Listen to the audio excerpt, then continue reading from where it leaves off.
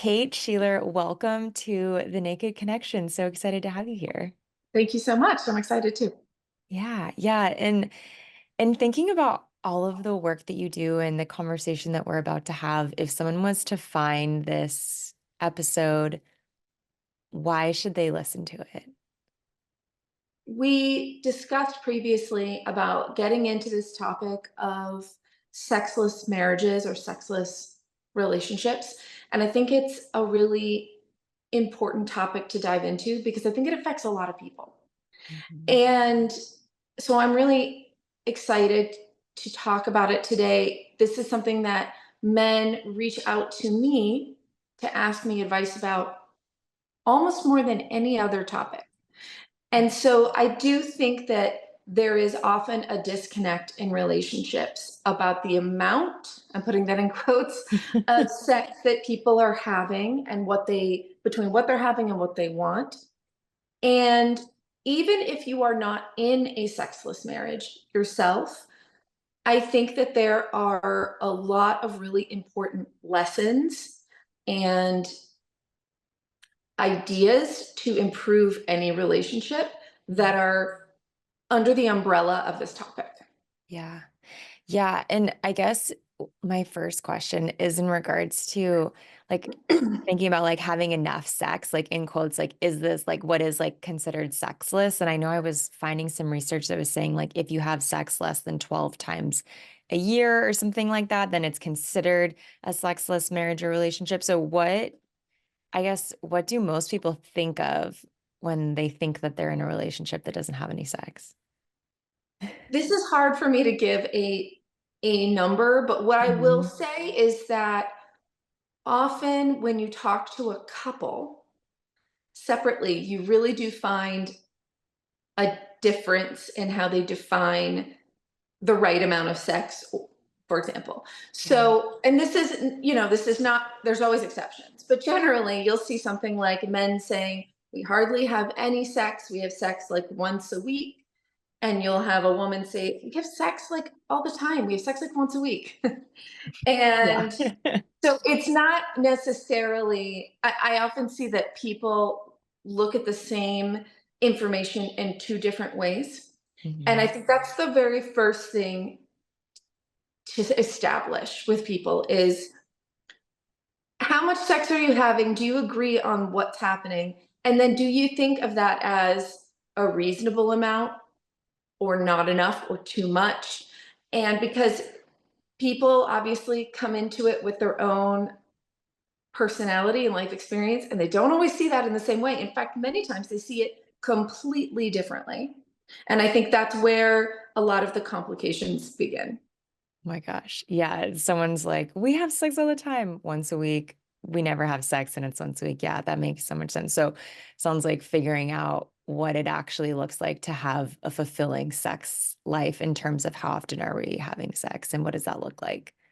Those conversations are the jumping off point to that side of the work, which is understanding how your partner views the sex you're having or not having, right? What Mhm. is the lens they see it through? And that doesn't mean that either one of them is right or wrong. But the conversation between them has to start with some understanding that you see the same thing differently, Mhm. that you may see it differently. And the other issue that I think people have when they get into trying to solve this issue is they try to attack the issue at a surface level. Like, well, we can agree to have sex twice a week, right? And they attack it as like a goal. Mm. We're going to have sex twice a week. The problem with that in most cases is that the issue driving let's say, and some people truly are not having sex. Not Mhm. everybody is having once a week sex. Many people are not having sex in the relationship, or if they do, it's once or twice a year, Wow. or and after lots and lots of hounding, or something like that. Like for many people, it truly is sexless. So I don't want to devalue that in this conversation Mhm. because for many people that is the case. They're very much isolated from each other in a relationship.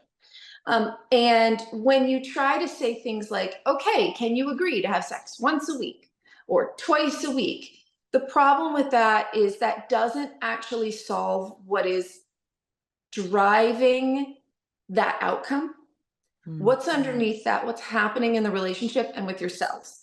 Because that's what you have to deal with. When you deal with the amount of sex you're having, it becomes the job, it becomes an obligation, and that's not sexy. mhm, And, women don't want to feel obligated. That's one of the issues that many women have. And men don't want to feel like their partner is obligated to have sex with them. So, this is, I see a lot of people try to solve it on a very practical level like that, but it often leads to failure and more alienation from mm, each other. mhm. Yeah, so it's like the sexlessness isn't well, I mean, it's a problem, but it's not like the problem, it's the result of Yes. a deeper problem. Mhm. Yeah, And that problem varies, of course, yeah. from couple to couple. And it's typically not just about the couple, it's also typically Mhm, there's work to be done as individuals. Uh, but the why is the most important question, not the how much. mhm. And those are really tough conversations to have Yeah. for everybody, right? And this is why a lot of people would benefit from finding a sex positive couples therapist. Mhm, And I mean that very specifically, to really look for somebody who says they are sex positive and and somebody that, even people that say that they're a therapist who deals with BDSM and is kink friendly, even if you are not kinky, that's a good sign that that therapist is comfortable talking about sex as well as all other aspects of therapy and is comfortable with sexual issues, negotiation, consent, all of those things. mhm. Many therapists, and therapy is a wonderful tool, but many therapists are not trained really to talk about sex and sexuality very much. In fact, it takes up very little of their education. It's kind of shocking. Yeah, And so it's really important, if you're going to talk about sex, to look for somebody who says that that is something that they are educated in and are comfortable helping you with. yeah. It's just so funny that you mentioned this. I'm in grad school studying to become a therapist right now, and it's so interesting because I am in a cohort with a group of amazing people, and some of the people that are going to be therapists are so uncomfortable even saying the word penis or like talking about intimacy. And it is Yes, fascinating how aware to be of when you go to look for someone if this is a primary issue of how important it is to make sure that you're connecting with someone that is themselves comfortable with talking about this kind of stuff. absolutely. And it's pretty wild that it isn't yet a bigger Mhm. part of education for therapists, because sex is why we're all here. Yeah. I mean, it is, Yeah. it is a very essential and basic part of us as Mhm. people. And so it, of course, is a reason a lot of people need therapy and Yeah. want therapy. So, and it's really hard as a therapist, especially if you aren't specifically trained and educated to talk about sex, to not let your Mhm. own biases or things you're uncomfortable with affect how you speak to them. And that's understandable and normal, and that's why it's important to look for somebody who can talk about Mhm. sex and bodies without feeling uncomfortable, or is trained to kind of keep their own personal opinions and biases out of it. Yeah. But all of that aside, I say it's really helpful to find that therapist, because these conversations for many people are very difficult. Not every couple necessarily needs that. Some people can have tough conversations. However, most people that have gotten to the point where they are not connected at all physically in a marriage have issues having these tough conversations. Yeah. And Yeah, it's part of what has gotten them there.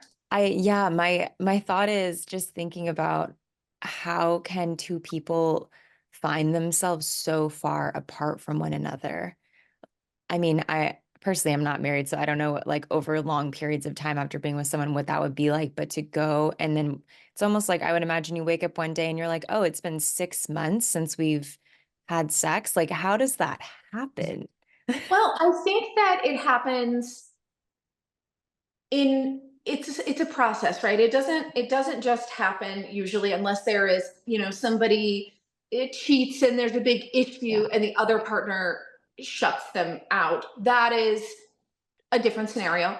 But for many people, it happens over time. And for many people at the beginning of their relationship, they were sexual and intimate. But it's always important if you're in a relationship where there isn't sex to ask yourself some questions, which Mhm. is like, what is excuse me, starting over, to ask yourself some questions. What is our relationship like intimately? And I don't mean sexually. Mm. How is the friendship? Um, is there resentment about not just sex, but other things? How's the division of the domestic labor? How do I feel about my body? Am I healthy? Am I feeling confident? What about my partner? Are they struggling with stress, hormones, depression, weight gain, domestic labor? Are they exhausted?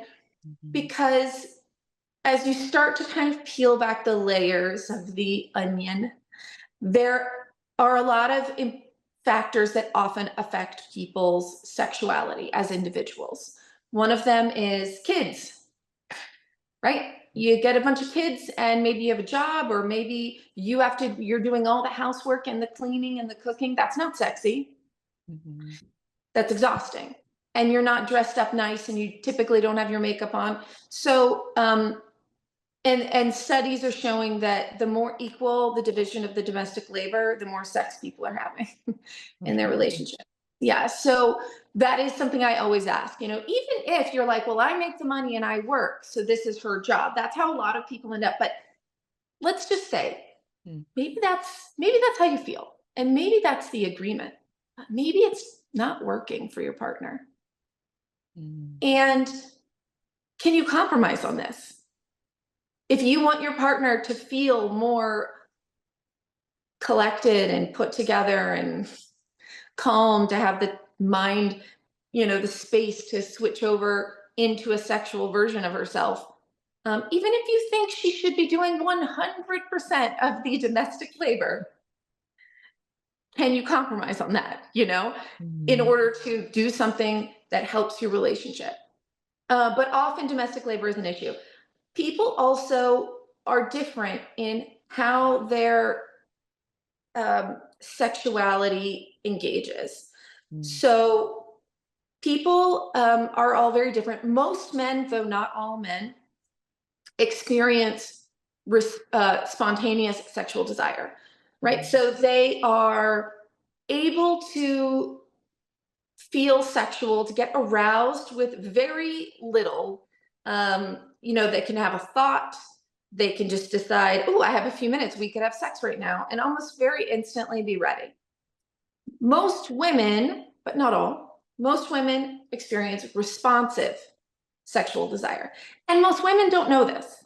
And this Yeah. leads to so much shame, and a lot of women really struggle because they simply do not know that this is how most women are and it's normal. So, responsive sexual desire, I know you're shaking your head, but that is essentially that it takes some kind of stimulation, mental, physical stimulation, in order to feel sexual desire.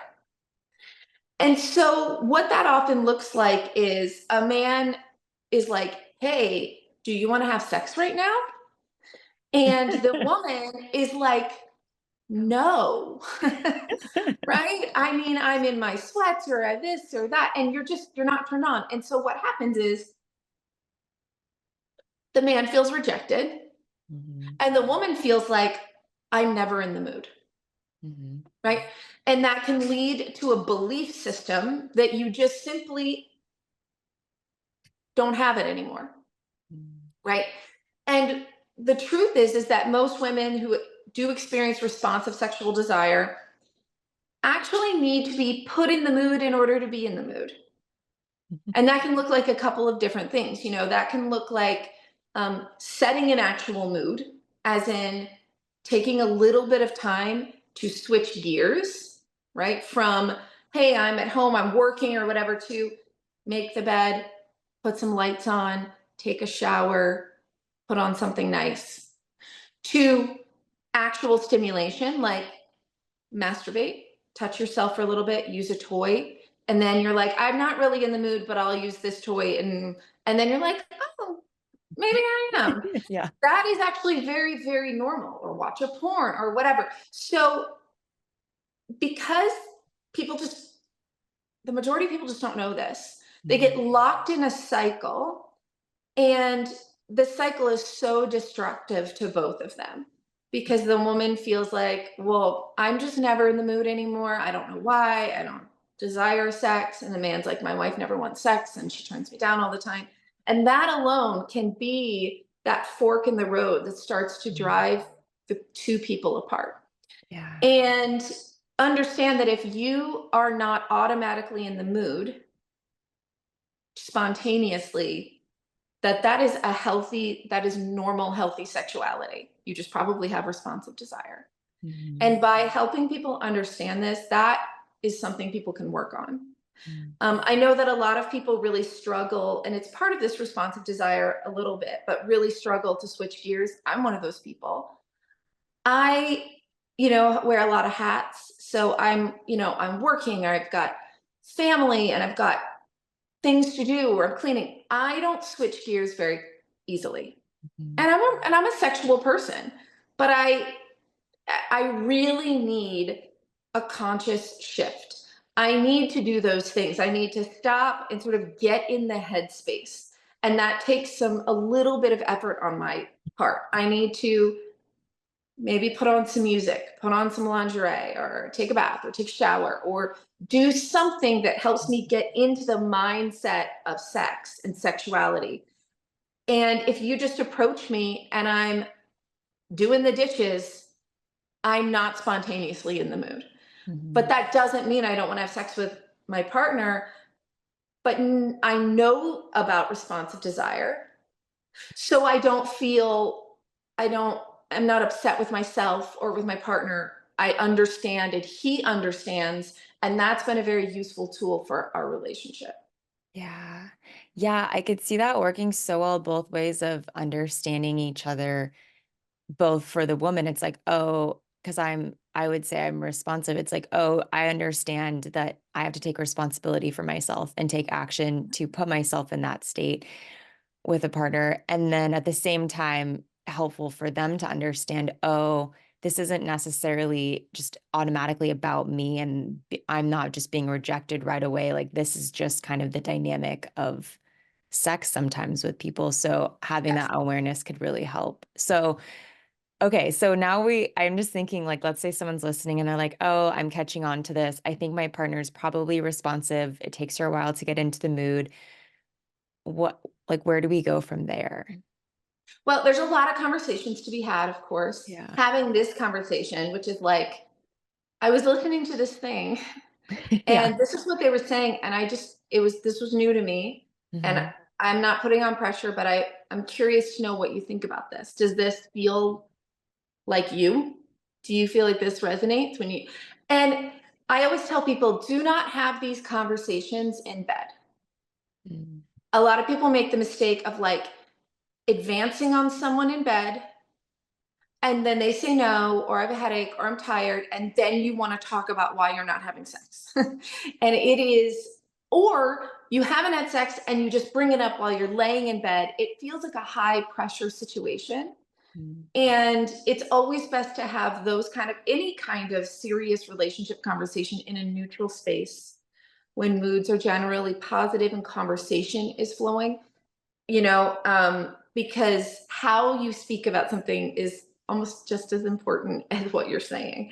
So it is really, I try to not do that in the bedroom. Um, but these conversations are so important to find out, does this resonate with your partner? And if it does, like, You can do a few practical things if your partner is like, oh, that makes a lot of sense to me. One of them is scheduling sex. Mm, And some people think that's not sexy. I think it's, for me, really sexy because we both pick a time that makes sense, and then, which can be fun for us. But B, if I know that I'm having sex Thursday afternoon when no one is in the house and we have an hour, I can do the things I need to do to be mhm, ready. I'm like, okay, I take a shower that morning. I maybe put a little extra effort in. I think about it. We can do some flirting. There can be some sexting, some mhm, working together to kind of like get yourself to that point, taking responsibility for your own sexuality. You can learn how to do that, and your partner can give you the space to do that, mm, right? And mhm, so I think scheduling sex is a really wonderful tool for busy people. mhm, Um, and even just little things like you can give your partner signals. We have in our bedside tables, on both of them, we have lamps that have color changing light bulbs. mm, And we have our little things. So we like to set them. So if I set them on red, it's like a little flirty signal. Like sometimes I'll even take a picture of it and send it with the red light on, because the red light, that's mhm. what that means, right? Yeah, And yeah, for me, that helps start my process as well. I'm like, I'm gonna put the red light on. That is part of that mental shift, yeah, right? That helps, and it's fun. People often forget to have fun, as you get busy and life gets stressful. And sex also should be and can be fun, right? And recreational and flirty. And so looking for opportunities to do that, hanging a pair of panties on the door handle if you don't have family, doing little things, taking a flirty picture and sending it to your partner, incorporating more flirting and sexting mm, over text message. Doesn't have to be photos that, if you're not comfortable sending photos, but incorporating more of that into your everyday dynamic. And physical touch. A lot of people just stop kind of touching each other. And mm, it's like, are you holding hands? Are you rubbing backs? Are you giving a kiss? Are you doing any of those things? The flip side of that is a lot of times I hear people say things like, I don't do a lot of kissing and touching anymore because every time I do, my partner makes a move for sex. mhm, And then I feel hounded, and they feel like they're not getting that intimacy, that connection, romance, because every time they advance a little, their partner tries to open the door all the way. So they don't want to do it at all. I see this a lot. mhm, And that is the next thing that sort of I think is important, which is breaking these cycles when it comes to no sex. yeah, So a lot of men are like, well, we have sex once a month. So, or, she says yes one out of every 10 times that I ask her. So if I want to have more sex, I need to ask her 100 times. That's sort of what happens, at least subconsciously, for a lot of men, mhm, right? And a lot of women, it's like the more they feel pressured, the less they want to do it. And yeah, you can see how this becomes a vicious cycle yeah, that yes, just causes a huge amount of resentment. And so that's why I talk about not having sex on purpose. mm, So if you are at the point in your relationship where that cycle is happening, mhm, that's a signal that, not that you're broken, but that you're in a very unhelpful dynamic right now for both of you. mhm, mhm, And pressure is not sexy. So it's easy to understand why being pressured. And often, again, women are feeling like maybe that they aren't romantically appreciated enough. mm, So that when their husband is going for sex and hounding for sex, they feel like an object, mm, sex object. And mhm, men are like, well, I just hate being rejected, and I'm being rejected so much. I'm asking, and then eventually I'm just going to give up altogether and stop asking because yeah, I don't want to be rejected. And that's this cycle that is very hurtful for both parties. I think if you're willing to do some work with your partner and your partner is also willing, taking sex off the table for a determined amount of time can be very, very helpful. Mhm. So it's like on week one, oh, well, backing up, you have conversations about that sort of friendship and romantic intimacy and physical touch, incorporating that into your everyday life again without going for sex. So touching each other, letting your wife touch you and give you a kiss and you kiss her and you engage without trying to move it forward, Mm. to Mhm. build that trust and to build that connection again. Because yes, sex is, maybe you're not having enough sex, but most likely there's a lot of other things you're not getting either. Yeah. That romantic and intimate connection, right? That Mhm. physical touch, the flirtiness, the appreciation for each other. That's probably not there either, Mhm. because that typically leads to sex. So it's rebonding, and you're basically saying to your partner, I'm not going to try for sex. That's my, for this month.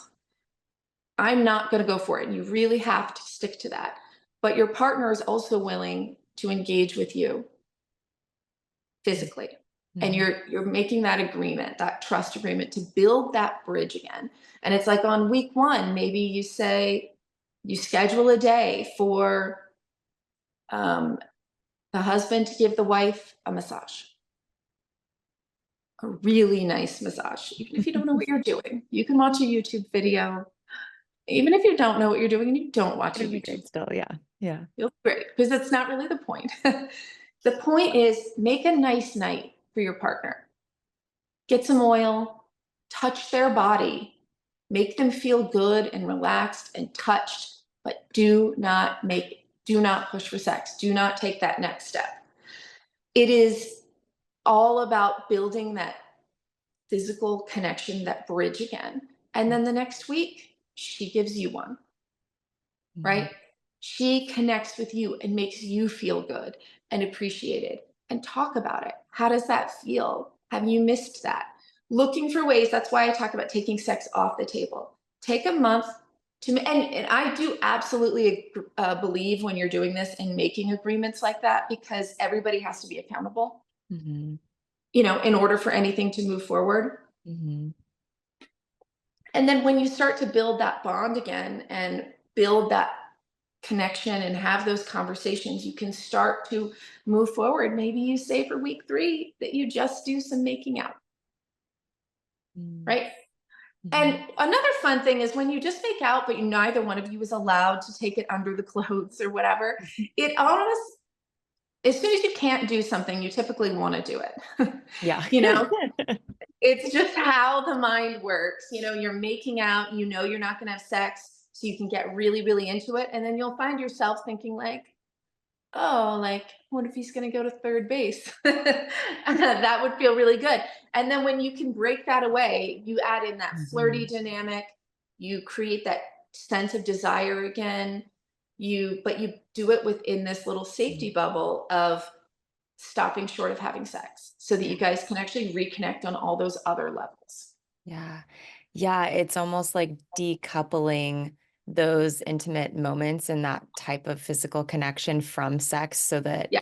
yeah, because otherwise and I feel like even this is like making me think about my own personal experiences, but like of even in the beginning stages of dating with someone, like you can like like you're making out and things are starting to happen and you're like, wait, no, I'm not like in that state yet. So even thinking about practicing it in that kind of newness within a relationship too, of like, and it's also kind of fun to just like be little kid, like high school kids and make out again and be like, are you gonna touch my boob? I don't know, you know? Yes, it is. It is.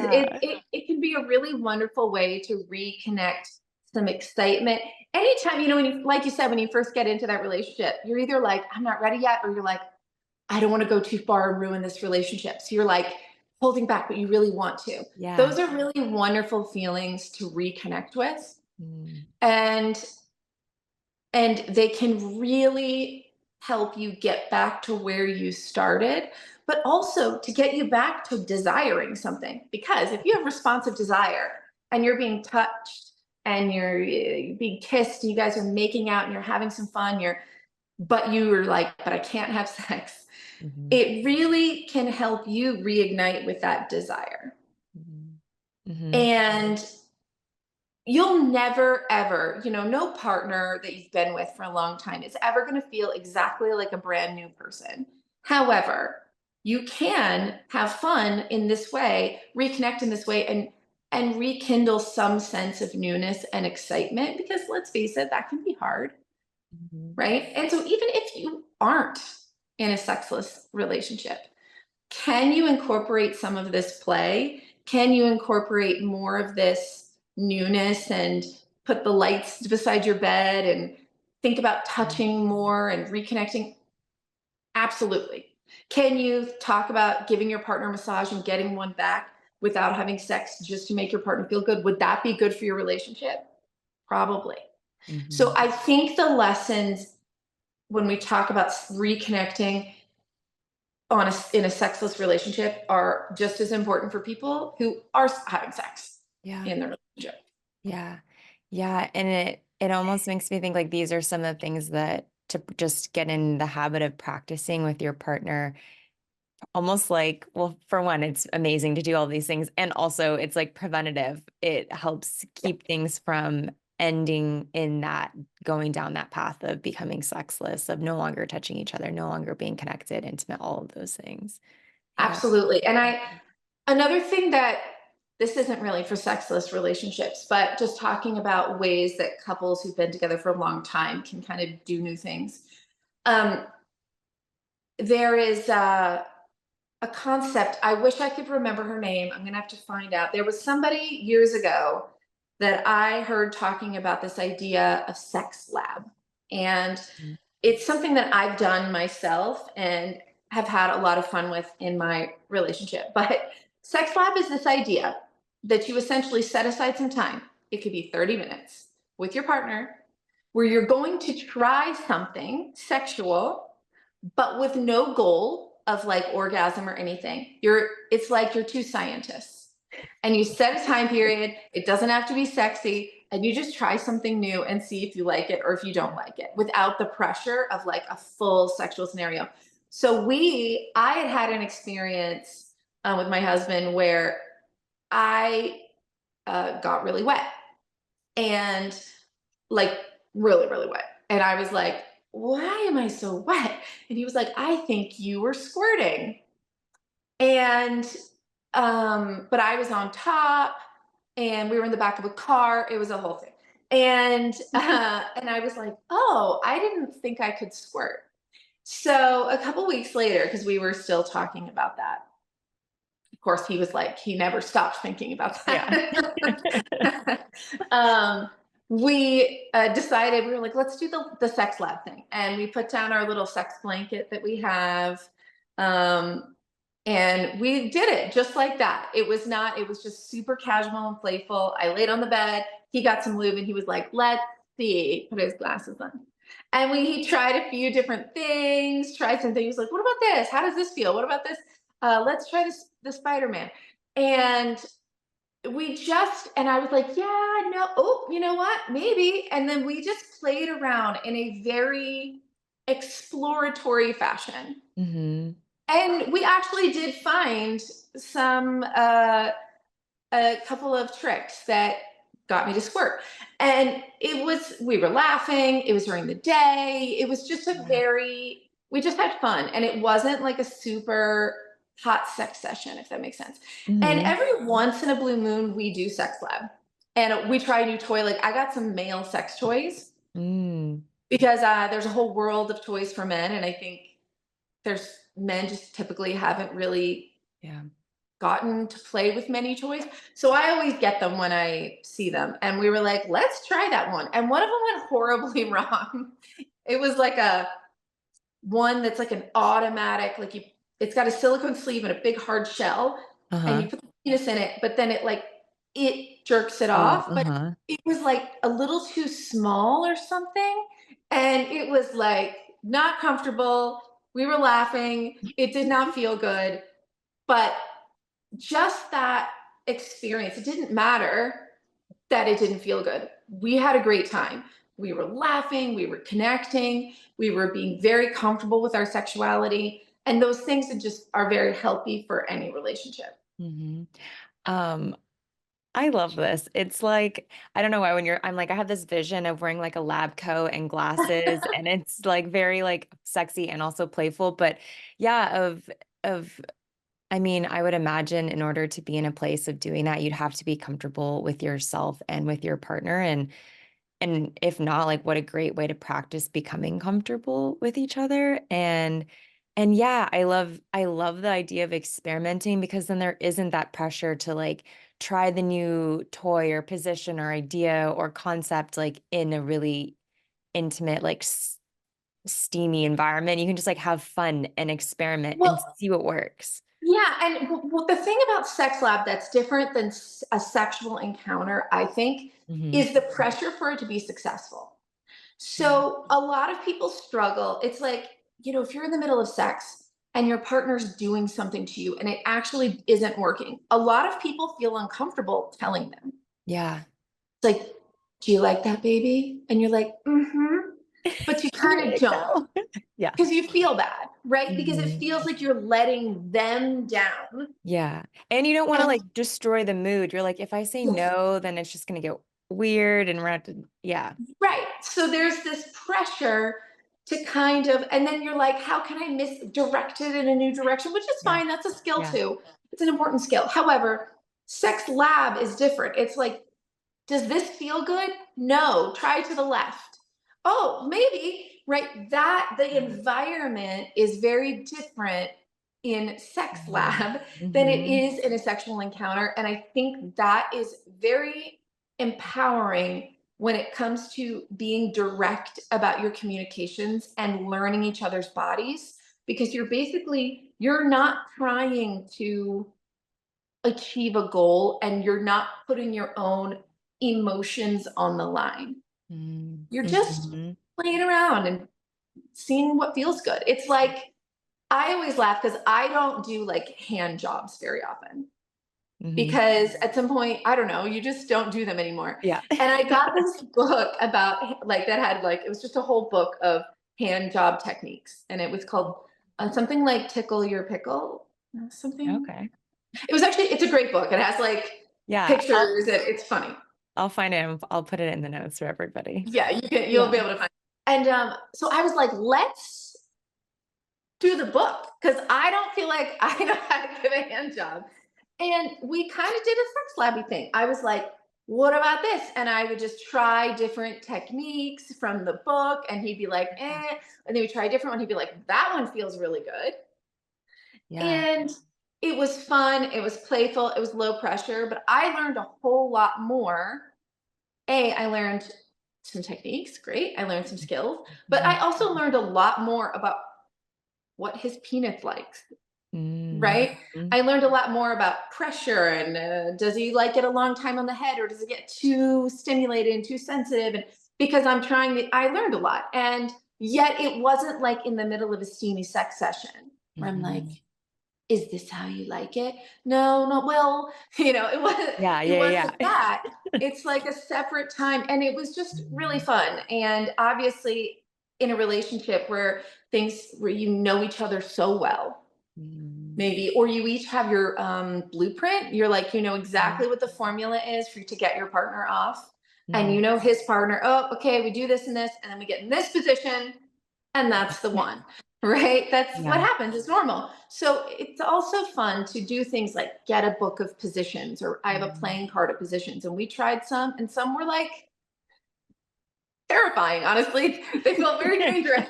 And we were like, oh my God, I'm going to fall. Yeah. Your penis is going to get torn off. Yeah. And we were laughing. But also, it just, I don't know, mixes it up too. Mhm. Yeah. Yeah, and this is even making me think, like, even if you're not in a relationship right now, that you can, like, almost do a sex lab on yourself. Like, I'm such, like, an advocate of masturbation. I'm like, everyone do it all the Yes. time because you learn so much more about yourself, and then you can take that information into your next sexual encounter. But I love this sex lab.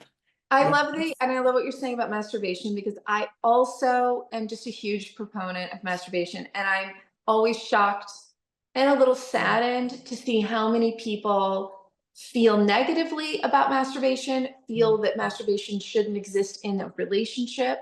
Yeah. Um, and so I also agree that there is absolutely nothing wrong. There is no reason you can't sex lab on yourself. Yeah. And I think it's the first and most basic form of self-love is, masturbation. Mhm. And it's the kind that doesn't ever leave you Yeah. or break up with you.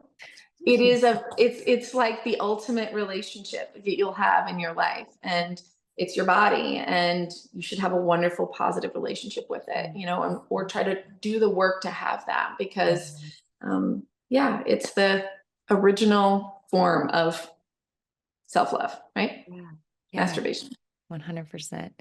And okay, I know that you do a lot of work with hypnotherapy and the subconscious mind, and we could probably do like a whole other episode about that. But I'm just thinking in terms of this topic of working through sex differences or sexless relationships of like, have you seen common like subconscious patterns that lead to this, or is it very individualized for different people, or what kind of comes up in that space?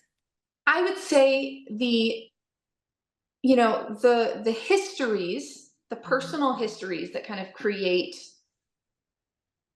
patterns are all different, but the subconscious is always the same with Mhm. everyone. It sort of behaves in the same way. And so, a lot of people talk about like attachment styles, right? That's Mhm. something a lot of people talk about. But that is essentially what we're really talking about is subconscious programming, Mhm. right? That's what we're really talking about. And so, it's like if you were raised and you kind of see your I'll give you this example. So if a child walks up to a hot stove and puts their hand on the hot stove and they burn it, right? Their subconscious says like, "Oh, that hurts. That's hot. That hurts." But the subconscious is a learning machine, and it makes associations. That's what keeps Mhm. us safe. So when the child sees a fireplace with the fire burning and feels that heat, they don't need to touch the fire, right? Their subconscious mind is their warehouse of memories, and it says, that's heat related, that hurts, right? And so you don't touch that fire. Well, the same thing happens often sexually. Mhm. Well, it happens in every aspect of our life, but Mhm. let's talk about it in terms of Yeah, yeah. sexuality.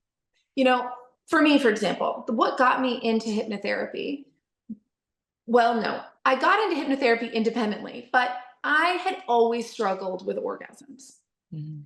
my entire life. And I could have them when I masturbated, but to have one with another person, even in the room, was basically impossible for me. Mhm.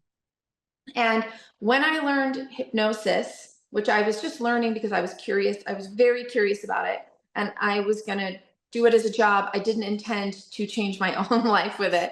But Mhm. that was the thing that doing the work on myself was the thing that finally helped me break through that. And I had tried everything. I had gotten to the point where I just given up and I was like, oh, this is just me. This is how I am. And so when I learned hypnotherapy, that's what helped me have that breakthrough. And I was like, oh, I want to talk about this, because at first I was talking about your typical things, weight loss, smoking, all the things people do. And then I was like, I don't see any hypnotherapists talking about sex, which is wild, Mhm. because our relationship with other people, with our bodies, with our sexuality is a highly emotional experience. Mhm. And and we are guided by our past, Mhm. right? So I had been assaulted years before. And I felt like I was over it. Like I would say, a highly functioning person. Mhm. And so I believed that I was fine. And it didn't make any sense to me because I was like, well, I think sex is good. I get that. I think I should have an orgasm with another person.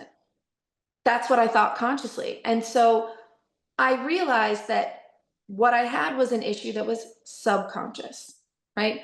Mhm. And when you have an issue that is, when you believe something in your conscious mind, your logical, critical thinking mind, but you have a driving emotion, something in your subconscious that's in conflict with it.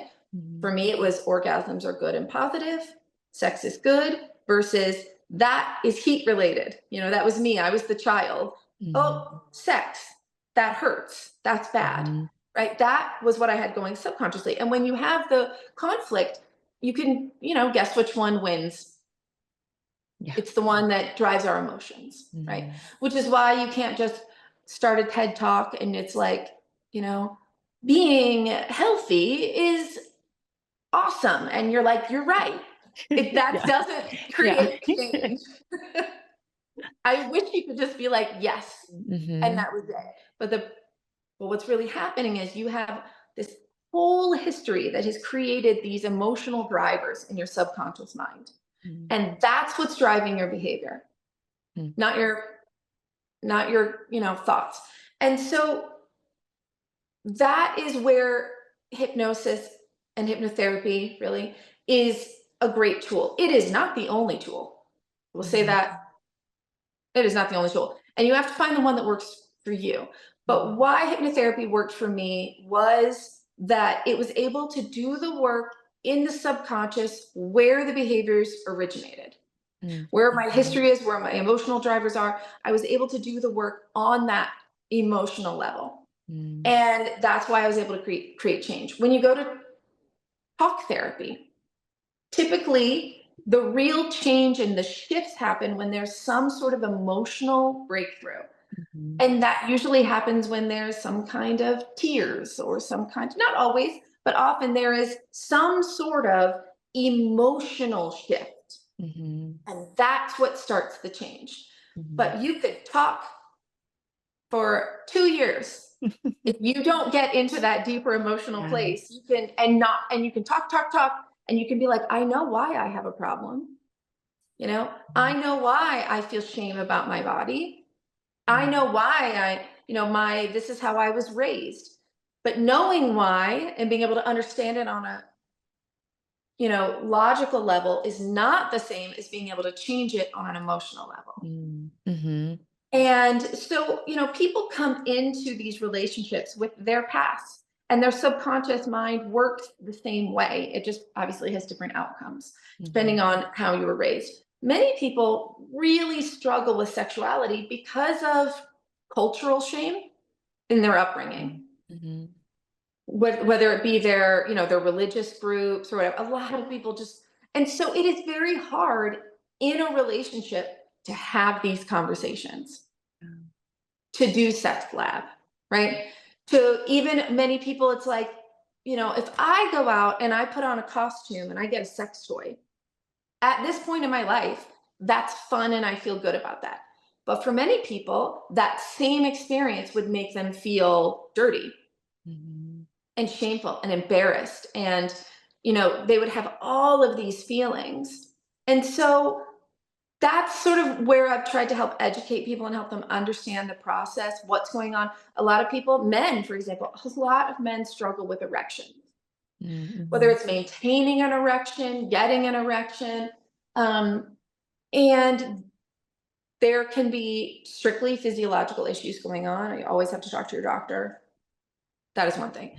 But in many cases, there are emotional, subconscious issues going on. Mhm. And a lot of men feel broken because they feel like their penis isn't working right and they don't feel like a man and they feel broken.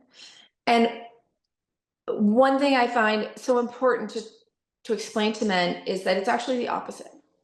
So when, if you're going to have sex and let's say you lose your erection one day, which you can lose because of so many things. Mhm. You're a bit stressed, you're a bit tired, you're a little dehydrated, whatever Mhm. it is.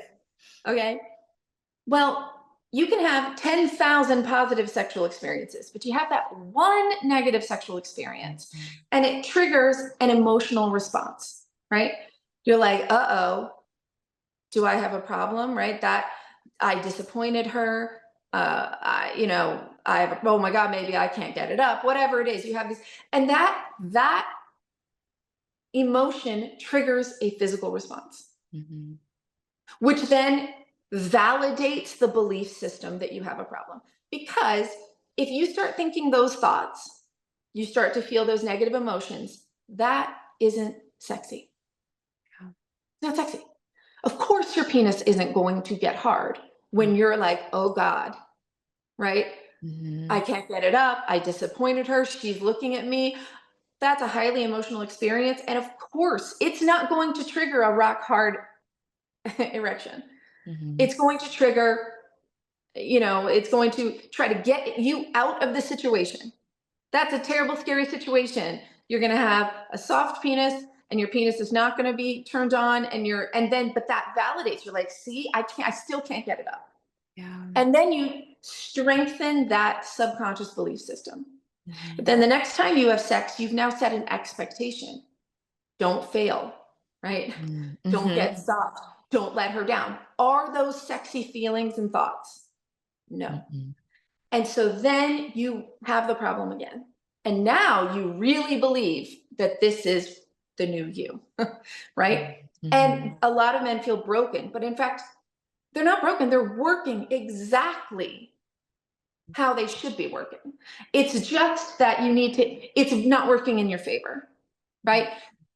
And so now it's like understanding that how your subconscious works, I think is a very powerful, it's like understanding you have responsive desire for women. Mhm. Just understanding how it works is a very powerful beginning to breaking the cycle because what you expect to happen tends to be realized. So when you expect by saying I hope I don't lose my erection or whatever, you're really saying I hope I don't fail, Mhm. right? Don't fail. That's what you're really saying.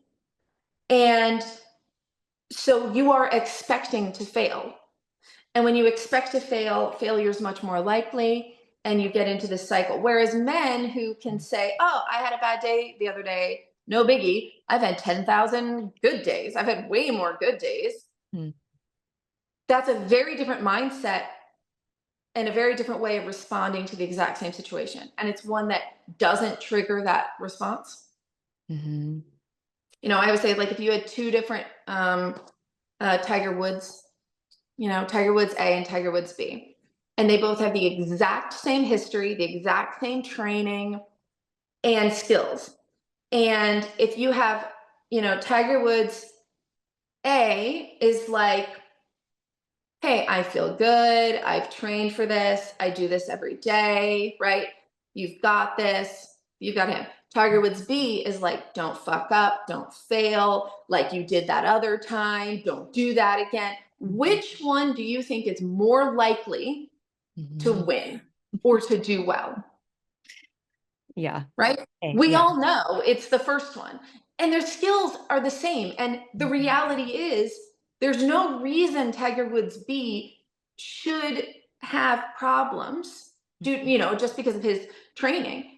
But he Mhm. probably will because he's highly focused on the failures and Mhm. the probability and the what ifs and the negatives. And that will affect his game. Yeah. And most people can understand that about others. And so I really try to help men understand that about themselves. And Mm. so breaking that cycle, understanding you're not broken, you're working how you're supposed to work. It's just not working in your favor right now. Yeah. And learning to set different expectations, taking it and go, well, let me put focus on all the times I've had successes. And Mhm. even if you've only ever had, what if your success is when you're masturbating, but you struggle with your partner? I hear that all the time too. Mhm. Let's put the focus on your successes and build a bridge. Start Mhm. masturbating with your partner. Teach your partner how to masturbate with you. Watch porn together. Start to build the bridges on your success and you can go so much further than when you just focus on the what ifs of the failure. You're just setting yourself up to fail. Yeah. Yeah. Wow. Our brains are so wild and wonderful at the same time. And I think the more we can understand how they work and why they work the way they do, it becomes easier to actually use that in Mhm. our favor. Yeah. Absolutely. It's Yeah. a tool that once you understand, and also you can just take some of that shame off of yourself when Mm-hmm. you understand, like, oh, like I'm not actually broken. I'm Yeah. just, I'm just not, I'm thinking about really unsexy things, Yeah. and and I'm so, oh, okay, I can start to make that shift. I understand that. And that alone, because a lot of men, with erections, it's not just something that's happening to them physically, it's happening emotionally. Hmm. And Yeah. it's happening how they feel about themselves as men. Yeah. And I would imagine like shifting the emotional experience to within those bad experiences would reframe how our Mhm, brain recalls them or re-experiences them or perceives them moving forward. Yeah. Oh my mhm. goodness. Well, okay, Kate, thank you so much for sharing all of this. I know that there is so much more that we didn't totally get to dive into, but I would love if people want to either work with you or just experience more of you. Where can they find you?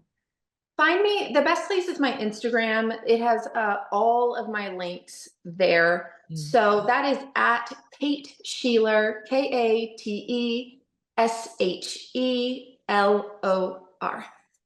perfect. Amazing. Well, I'll put that in the show notes for everybody. And thank you so much for being here and sharing so much about having sex full relationships. I don't know if that's a word, but we're gonna go with It is it. now. So yeah. Absolutely. Thank you so much for having me. Yeah. Thank you so much for tuning in to this episode of The Naked Connection. Be sure to subscribe so you don't miss another episode. Trust me on this, your sex life and that special someone in your life will thank you for it. And if you really love the show, please take a moment and leave a 5-star review or a written review and let me know what you think. It would mean so much to me and this show. Until next time, happy connecting.